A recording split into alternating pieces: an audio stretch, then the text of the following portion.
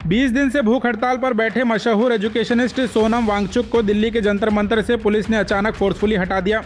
59 साल के सोनम वांगचुक कॉकरोच जनता पार्टी यानी सीजेपी के एजुकेशन रिफॉर्म्स के सपोर्ट में सिर्फ नमक और पानी पर भूख हड़ताल कर रहे थे।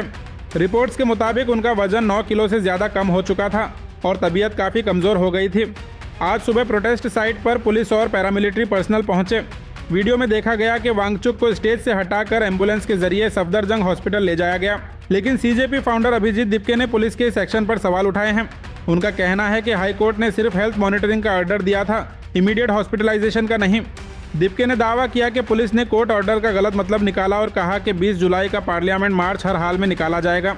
और इसके बाद सीजेपी के फाउंडर अभिजीत दिपके ने वांगचुक की जगह इंडेफिनिट हंगर स्ट्राइक शुरू कर दी है।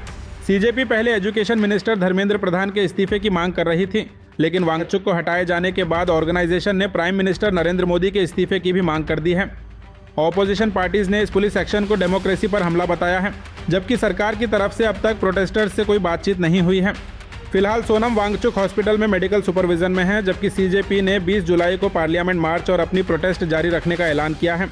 पर भरोसा करके मैं अपने देश वापस आया था। 1 महीने से हम लोग यहाँ बैठे हुए थे।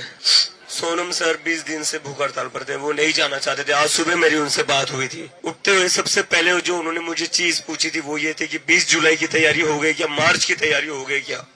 मैंने कहा था सर यस, सारी प्रिपरेशंस हो गई, you don't worry, we are just worried about your health sir. Sir ने कहा था तुम मेरी चिंता मत करो, 20 जुलाई तक I will be perfectly fine और मैं तुम सब लोगों के साथ पार्लियामेंट आना चाहता हूँ। ये सर ने कहा था मुझे। I didn't want to go to hospital, उनको पार्लियामेंट मार्च करना था।